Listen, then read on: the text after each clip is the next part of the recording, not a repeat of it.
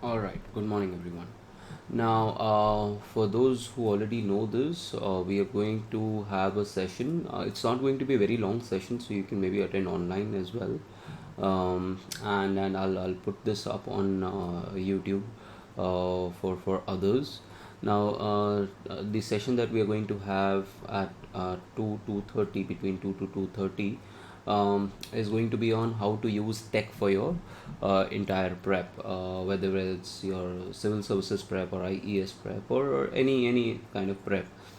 Tech is a very useful tool to enhance your preparation, and we are going to see tools like your OneNote. Of course, GPT and prompt engineering is something that I'll teach you. But apart from that, GPTs, you also have this thing, Sonnet 3.5, which is proving to be even a better model than GPT. I personally need to go through and go for a deep dive into Anthropic's model, and maybe later on I can recommend. Or what we can also do is have some students create a list of students where we are also sharing the Anthropic password, and then we can try to see that which one works better. Then again, for this for Indian economy, this thing will come later. How to use AI for your graphs and understanding data, deeper dive into data and analysis. That is something that we'll talk about when we'll come to Indian economy. But in general, how to use GPTs and how to create questions, how to answer questions, all of that we will do today at Mitra's IS at 2. It might start at 2:15, folks. So you can log in appropriately. And with respect to today's session, we are going to, again, as we do every day, we are going to start with our meditation, followed up by journaling, and then the current affairs of today. So let's start, folks. Let me just pause my now. If you see today's newspaper. Now, Labour heads for a big victory as UK poll ends. Now, we have already discussed about what is happening in case of UK. In fact, this was the year of elections. We are seeing what is happening in France. We are also seeing what is happening in UK. Also, what is happening in US. So, major elections happening throughout the world, and we all already know that Tories, which are the conservatives, are basically having power for the last 14 years, but at the same point of time, after the Brexit, the number of prime ministers that they've had have changed very quickly, and the economy is also not doing really well when it comes to in the last few years, especially after the Brexit thing. Now, the Labour Party is now coming to power with probably going to come to power with Stair Kramer as its leader, and we've also talked about that how he's basically moving a little more from left to he's moving to a little center, and also trying to align Indian views when it comes to wooing the electorate. So all of this discussion we have done, and we have also talked about in yesterday's class or day before yesterday's class that despite everything, UK is still one of the largest trading partners that we have, and it would also help us to engage with whoever is the leader. We should engage with that particular leader appropriately. So this is something that we should know. Then Harris, you have Kamala Harris as who has been picked as the vice president candidate by Joe Biden. She is already the vice president, and there are social media reports of replacement of Biden with that of Kamala Harris. So this is something that is going on. But what is more important here is replace outdated Euro-Atlantic models. Putin and Xi set out plans for Eurasian security. Now, this is something that we'll talk about in the explained section as well. Now, there is an organization which is called as SCO, Shanghai Cooperation Organization. It was established in 2001 by China, Russia, and ex Soviet Asian nations, which is also called as, I think they're also called as CES nations. Um, Kazakhstan, Kyrgyzstan, Tajikistan, Uzbekistan. Both these four countries you should be able to locate properly with their capitals on the map, and these are also important countries with terms of its physical geography as well. So the main purpose of this particular alliance when it was started was to basically cut down on the radical elements. After the dissolution of USSR, there were a lot of radical elements that were there, and because of that regional security requirement and economic cooperation, this particular organization was made.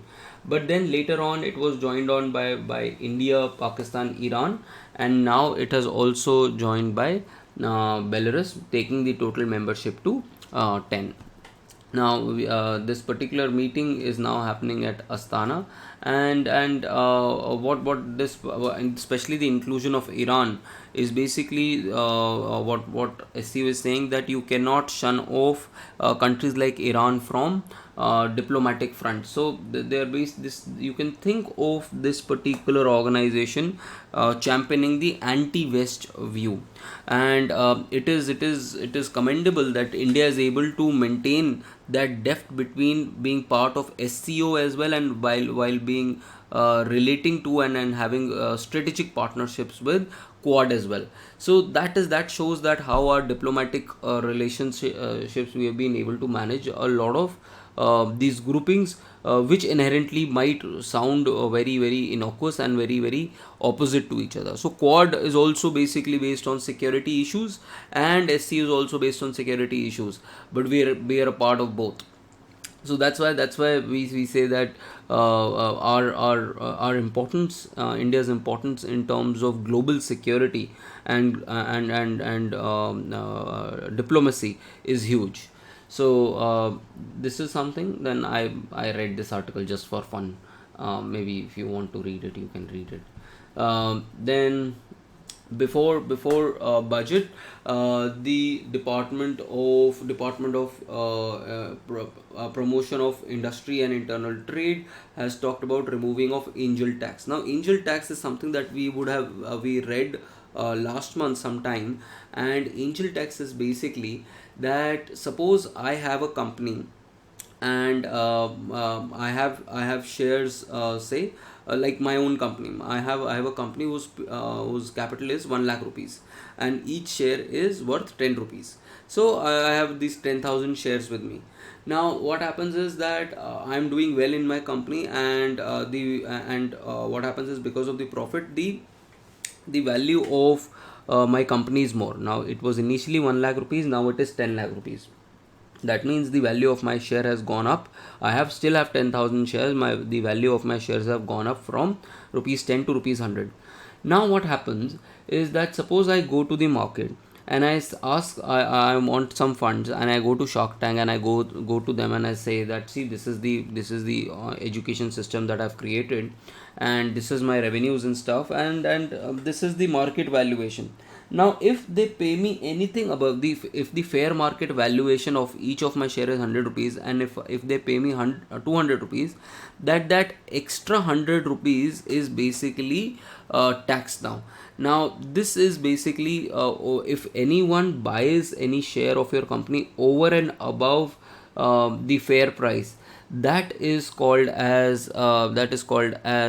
basically excess profit that the company is realizing, and on that you have angel tax. Now till 2023, only domestic players were basically taxed on this. If I'm a domestic entity and if I'm investing in, say, my company, then it will be taxed, but international players were not taxed. Therefore you were seeing a lot of international money coming to countries like India in startups. But because of this angel tax, there is a winter when it comes to this entire funding process. So this is what the India Inc. calls for removal for angel tax. Now please read about angel tax in detail as well. Then um, Now, data uninterrupted. Now, this is again an article which talks about the fact that government has basically said that on 1st July the government said that the it has decided to discontinue the practice of publishing detailed GST data on a regular basis. So every month you will get the GST data. Now this is not welcome because of the fact that it contains information on gross tax collection, monthly your compensation cess, state-wise tax collection.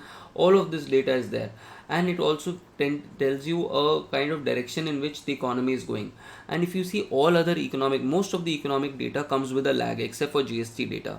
All other economic data comes with a lag. For example, the GDP numbers come with a 2 month lag.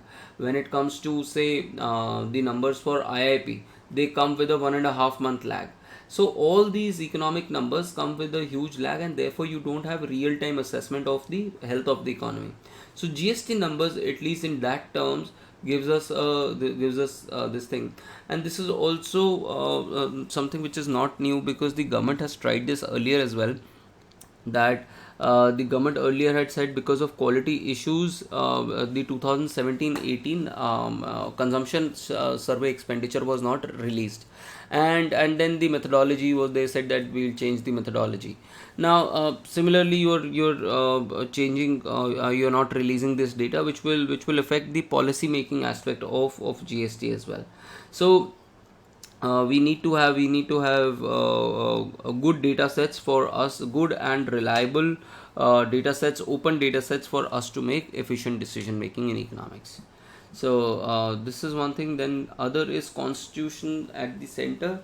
Not a very great article, but basically it stresses the point that how constitution is important.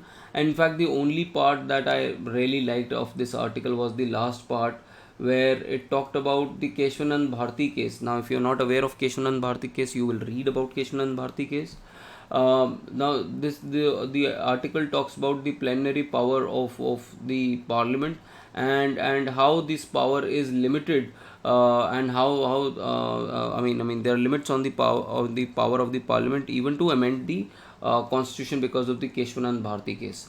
So this is basically talking about the article in the initial part, basically talks about the oath, and how the oaths are taken, and the oaths are taken in the name of the constitution. And apart from that, you have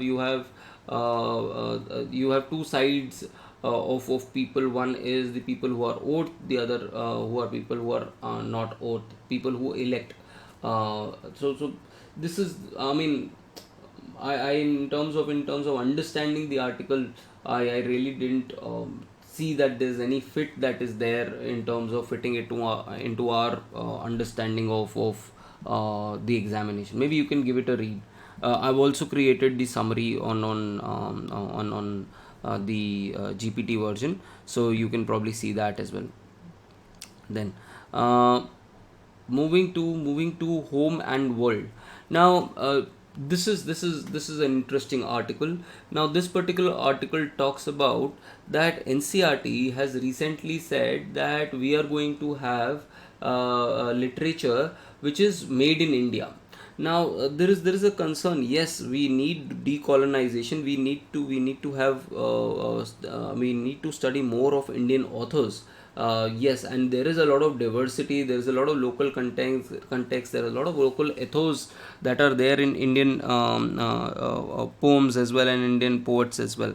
But at the same point of time, shunning out foreign authors and foreign poets and foreign literature is basically closing the world windows for yourself. It's one thing to say that yes, we are going to have we're going to study a lot of Indian authors, a lot of Indian poets, but another thing to say that we are not going to study anything which is global, because of the fact that we are following a philosophy of decolonization. We are very dogmatic about it. That does not suit well.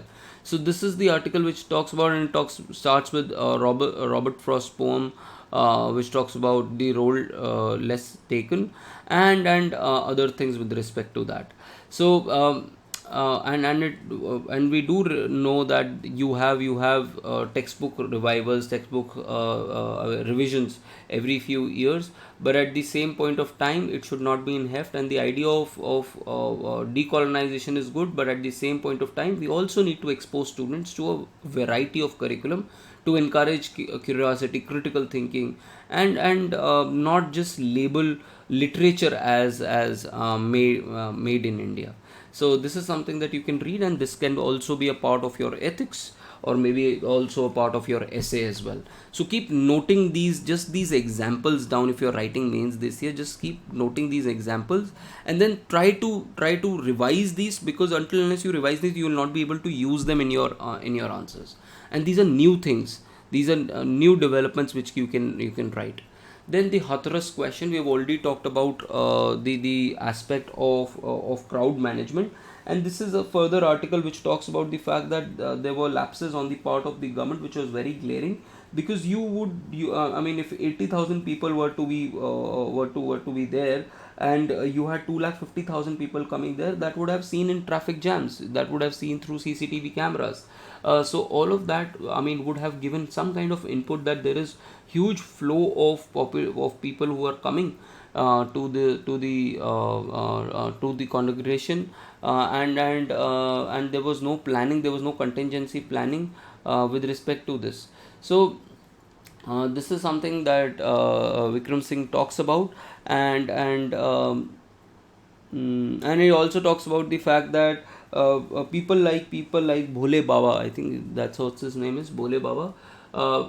People like Baba should also be booked under Drugs and Magic Remedies Act 1954. Please read about what this Drugs and Magic Remedies Act is, because it basically talks about prosecuting anyone who gives a magical solution to your problem. If that is the case, I think even Baba Ramdev can be booked under this particular act for coronel. Then apart from that, the Uttar Pradesh Gangsters and Antisocial Activities Act, which 1986, which gives authorities to attach all the properties after due scrutiny. So you can read the earlier one, the Drugs and Magic, and also you should be aware of the fact when you're reading this, that what kind of this thing, when it comes to labeling of drugs, what kind of labels are given. For example, you have something called Schedule H, Schedule X, all these labels that are given to drugs when they are released in the market. What determines that label? Then a very interesting article, folks, very very interesting article, uh, where you have talk about yoga. Now what happens is, whenever a country is hosting any particular global event, like say Asian Games, or say Commonwealth Games, they have the option of inclusion of one or two games which are culturally very important. Now in the past few years we have had, for example, Russia US had introduced what is called as this thing. What kind of football was that? This was flag football. Maybe you can see what flag football is, and it is basically related to. I mean, in gyms itself, small area you have these footballs maybe, and then in China you have something called as elephant chess, which was part of the Asian Games. Now so basically every host country has the ability, has the right to introduce one or two games which are culturally and ethnically and maybe traditionally important to them. Now the question comes that, should yoga become part of this particular sport, or say Olympics? So first of all, is it a sport or not? I mean, that is something that we need to question. And is it a sport which only involves physical, or it has dimensions like mental and other dimensions? Now what Tara Das basically talks about is that genuine yoga does not have a space for competition, and competition does not have any space for yoga, because it is the ashtang that we are talking about. This is what Patanjali's Yoga Sutras, which was from where yoga is derived. It basically talks about a number of things. that there are 8 things that we need to do. So it talks about 8 limbs, which is self reliant, discipline, breath control, sense of withdrawal, concentration, meditation, and absorption. So it is not just about positions. It is about a lot of other things as well. And you cannot just define yoga as calisthenics. And this is what has happened in the US as well. You have I mean you have so many westerners teaching yoga just as a form of calisthenics. Now this basically removes the philosophy behind what yoga is. But Mihir talks about, in the other part of the article, he talks about the fact that just like these two sports like flag football and elephant chess became important and global, even yoga, although is already global, can become even more global. And we would have competitions in form of 3 forms. In fact, yoga was part of the this thing the Khelo India competition. And you can have artistic yoga, which is very similar to gymnastics, where position matters. Then you can have rhythmic yoga, where couple of people are doing yoga simultaneously. And then you have the traditional yoga as well. So yoga can also be a sport, and it can also bring laurels to the Indian to India as well. So you can read about this article. Then Avdesh Prasad. I did not know who Avdesh Prasad is, but I read this article just for fun because he's a MP from Faizabad. Then, but for you, don't read it. What keeps JE integrity intact compared to NEET? This article basically is talking about the fact that JE as an exam is a two-stage exam with JE mains and JE advanced. JE mains is being conducted by NT, and JE advanced is being conducted by IITs itself. And it is because of the heavy involvement of IIT professors, and because their own this thing is at stake, that this exam has become less leak proof as compared to something like NEET. Although you need more centers, because JE is given by only 10-12 lakh people, whereas NEET is given by around 23-24 lakh students. So this is where this is important. Please read it.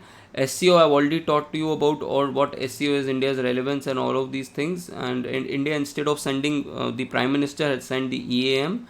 Then this is a good article. You need to understand some bit, but not the exact thing. But what you should know is that the kind of milk problem. Now we are world's biggest milk producers. Now, also what you should know is that milk production, milk has 2 elements. One is called as your solid, not fats, and the other thing is your fat and solids. So you have the fat content, and you have solids, not fat. Now what happens is that on an average, a cow has around 3.5 1 liter of cow has around 3.5% of fat and 8.5% of SNF, which is solid, not fat. And the buffalo milk basically has 6.5 and 9%. Now what happens is that this fat is basically converted into ghee and into butter, and all of this is also used in our Indian society very often. For example, in festive seasons we use all of this fat material a lot, and therefore that is not a problem for us. But the problem is with SNF. Now what has happened is that we have a system of flush and lean season. Flush season is where the production is very high, and when the production is very high, you can use the extra milk that you have, especially the SNF, to convert it into skimmed powder milk, and then use it during the lean period by milking by putting water into it. Just like you might have seen baby foods. In baby foods, you have the powder form, or you might have seen protein powders. You have the powder, and you add water or anything to it, and then you can shake it and then drink it. Now The problem is that in 2022 the prices of milk in February were very high, and when the flush season came, there were excess milk production, and because of that excess SPM was produced, and now we have so much of the skim milk powder, that the international prices have also crashed, and we have huge amounts of surplus that we have right now. Now, the solution to this is to probably give subsidies to Indian farmers and Indian people who have this product, and then sell it in the international market, because this is something that we already have. So you can read about this. If you want to read private papers of figures like Nehru, you can read it. My final article of the day, because there's nothing very important today in the newspaper, is India's LNG imports at 44-month high in June, and gas-based power output jumps. Read about this. Read about also where we get a majority of our LNG. You will see that UAE, Oman are the countries where we are getting majority. Kuwait are the major countries from which we are getting this LNG, and LNG prices have increased because of higher production needs of power, and because of the heat waves that we have had, and that's why we are importing a lot of LNG this year as well. Gas-based power output jumps. Basically, you also read about regasification, gasification and regasification. That is also important for you. And in next 2 decades, for India needs to sustain a growth trajectory for the next 2 decades. Again, you can read about this particular article. And lastly, this is something that I want you to research, that the Department of Industries and Internal Trade have finalized a new model of production price index to basically capture input prices in the economy. So production price index, there is also a move to go from a wholesale price index as a basically measure to see what are the pricing being faced by the producer, to production producer price index, and this was in line with the G20 consultation that all the countries had.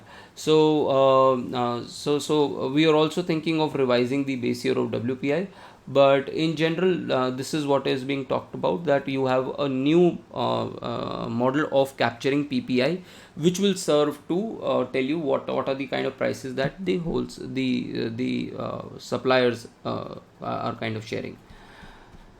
So that's about it, folks. That's it from my side. There's nothing left. Just give me 1 second. There is some. Yeah.